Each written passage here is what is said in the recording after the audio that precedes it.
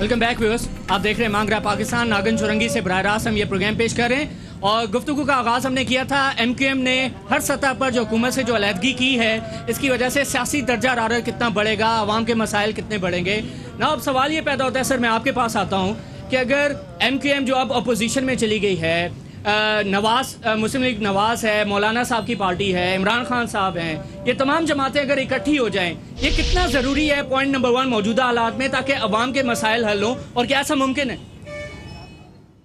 इस मुल्क में आमतौर पर ये होता रहा कि लोग आते रहे, लोग जाते रहे, जमातें आईं, इक़्तिदार में आईं, फिर वापस चली गईं, मफाहमत हुई, मफाहमत ख़त्म हो गई। ये जितनी अपने जमातों के नाम लिए हैं, चाहे उसमें MQM हो, मौलाना साहब की जमात हो, एन हो, ये सब मिल जाएं, मामला जमातों के आने या जाने से नहीं होंगे। इस आवाम के मसले हल, आवाम के मसले हल उस सूरत में होंगे जब ये सिस्टम चेंज होगा, और इन जमातों को बजाय हुकूमतें चेंज करने की बजाय सिस्टम को चेंज करने की बात करनी चाहिए, क्योंकि आवाम के मसाइल हल होंगे जब सिस्टम चेंज होगा। मतलब एक छोटी सी एक मिसाल देना चाहूँगा मैं आपको कि जब हमारे प्यारे नबी आए, उन्होंने अपने आप को मनवाया, तो एहलियान मक्का ने उनको सादिक़ुल अमीन का खिताब दिया जब तक उन्होंने ऐलान नबूवत नहीं किया था।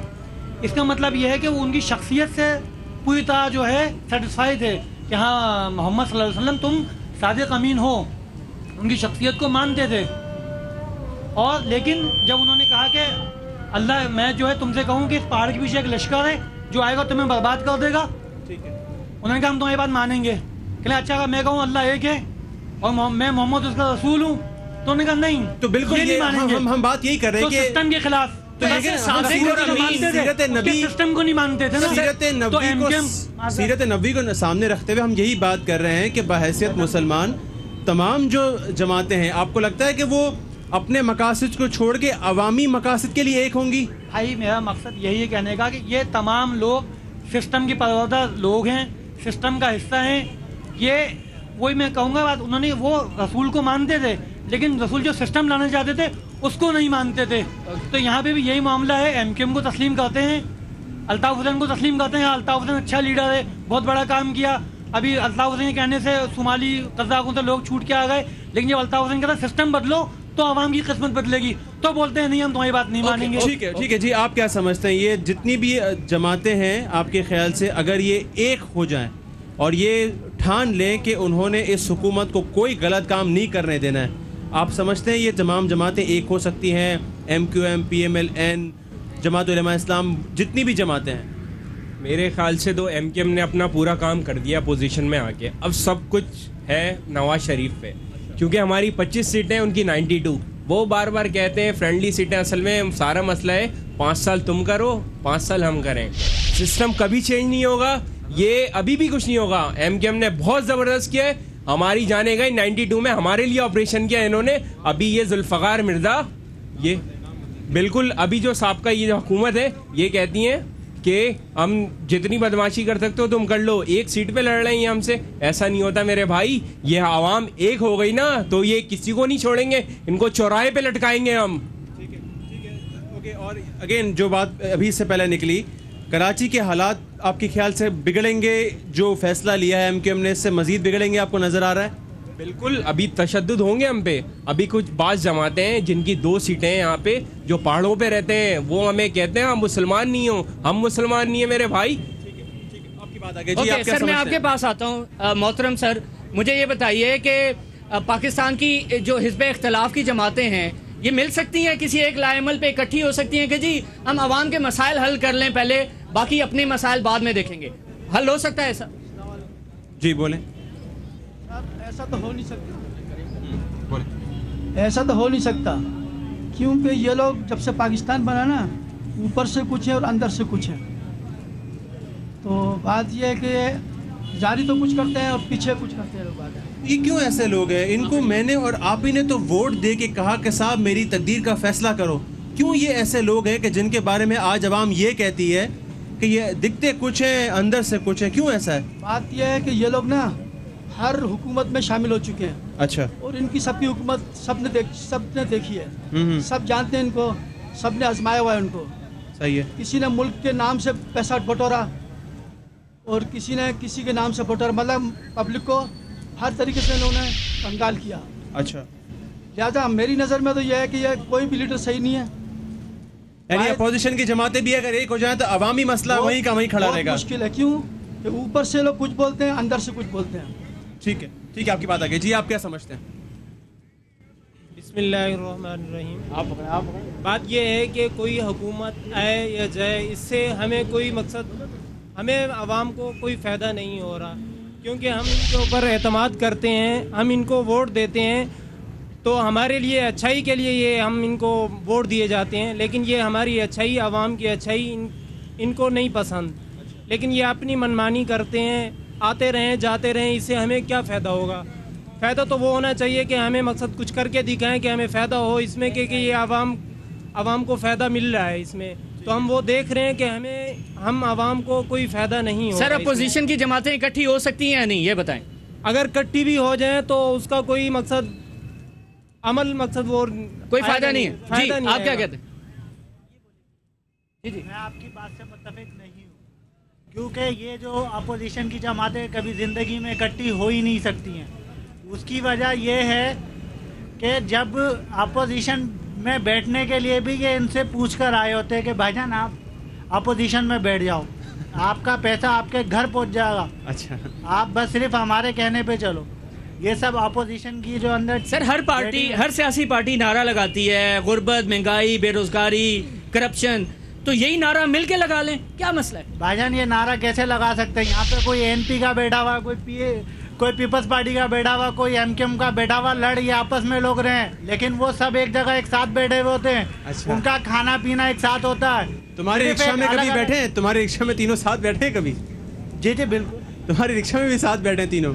रिक्शा में तो नहीं चलो बैठे। सही, बात करो, मजाक कर रहा हूँ। और बाकी ये टारगेट किलिंग का मैं आपको आसानी से हल दे देता हूँ। इस कराची से दहशतगर्दी बिल्कुल ख़त्म हो जाएगी, और ये मैं चैलेंज करता हूँ कि ये हमारा जो है यहाँ का जो कानून है ये बदल जाए। सिर्फ आप ये बताएं कि मैं खून करूँ यहाँ पे, पुलिस मुझे पकड़ ले, मैं मोबाइल में आगे बैठ के जाऊँगा, 1 लाख रुपए दूंगा, बाहर आ जाऊँगा। सर कानून भी तो इन सियासी पार्टियों ने तब्दील करना है ना, मसला यही है। मईशत को भी इन सियासी पार्टियों ने सही करना है, आवाम के मसाइल भी इन सियासी पार्टियों ने सही करने हैं, तो इसलिए सियासी मसाइल हल होना बड़े जरूरी हैं। जी, यहाँ पर अगर आ जाए। हाँ, जी। यहाँ जी,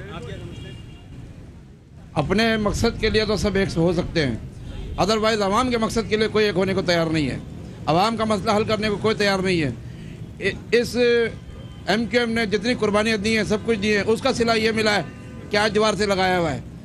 मुझे पता है अभी तक कोई सिला अगर मिला है तो बता दें। आज तक इतनी कुर्बानियाँ देने के बावजूद भी, इतनी पार्टी को मुझे बताएं कि आज तक कोई सिला मिला हो। 25 सीटें देने के बावजूद, इतनी कुर्बानियाँ देने के बावजूद कोई सिला नहीं मिला। आप देखें कि मुस्तफा भाई ने कितनी कराची में कितनी मेहनत की, डे नाइट 24 आवर्स, मैंने खुद चेक किया, मैंने खुद देखा है कि 24 आवर्स काम किया है। इसी नागन चौरंगी में दिन रात, चौरंगी के पुल पे दिन रात। अदरवाइज कोई, मैं कहता हूँ कि कोई मानने को, अभी कोई हुकूमत मानने को तैयार नहीं है। ये अपने मकसद के लिए, अपने मफाद के लिए सब एक हो जाएंगे, अदरवाइज आवाम के लिए कोई एक होने को तैयार नहीं है। हम चाहते हैं आवाम के लिए सब एक हो, मुखलिस जब तक नहीं होंगे जब तक पाकिस्तान में कुछ नहीं हो सकता। तो फिर क्या करें अगर हुकूमत भी काम नहीं कर रही और आप कहते हैं कि हस्बे इख्तलाफ की जमातें भी अवामी मकसद के लिए एक नहीं होगी, तो फिर क्या होगा? क्या आवाम फिर किससे उम्मीद लगा के बैठी है? भाईजान, ये चाचा मामा से हुकूमतें नहीं चलेंगी। हाँ, ये चाचा मामा से हुकूमतें नहीं चलेंगी।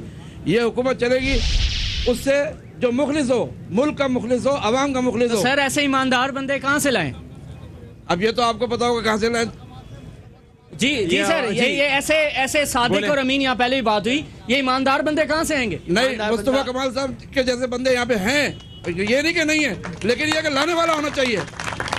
जी, गलती हमारी है कि जब तक इस मुल्क के अंदर 14 करोड़ बेवकूफ़ आवाम जिंदा है, अक्लमंद सियासतदान कहीं भूखा नहीं मरेगा। तुमने 3 करोड़ को क्यों आगे पीछे कर दिया? मैं पूरी बात कर रहा हूँ, मैं बच्चों का नहीं हटा के बात कर रहा हूँ। बच्चों को हटा के बात ठीक है करो, ना? माशाल्लाह पूरी गिनती करके शाबाश, बोलो। तो अक्लमंद सियासतदान कहीं भूखा नहीं मरेगा इस मुल्क के अंदर। ये गलती हमारी है, इनको लाने वाले हैं हमें। ठीक है, कोई ये ऊपर से आगे नहीं बैठा हमारे ऊपर। लाइन लग के वोट देने हम जाते हैं, पसीना हमारा बह रहा होता है, वोट ये गलती हमारी है। और अपनी मर्जी से जाते हैं, अपनी मर्जी से जा रहे होते हैं। कोई हमें बड़े शौक से देता वोट नहीं दे है रहे कि होते 2 हैं दिन की यार, बिरयानी वोट दे खिला रहे दूंगा, ये कर दूंगा, कुछ ऐसा नहीं होता। अपनी मर्जी से जाते हैं। हैं। तो हमने अपने ऊपर खुद बैठाया है, अपने ऊपर बैठाया है। अच्छा। तो फिर आप भुगतो इनको, फिर जाहिर सी बात जी। है। ठीक है, तो अगर बकौल आपके क्या भुगत रहे हैं, आप इन्हें वोट भी देते हैं, मसाइल भी हल नहीं हो रहे, तो इस बार वोट देंगे?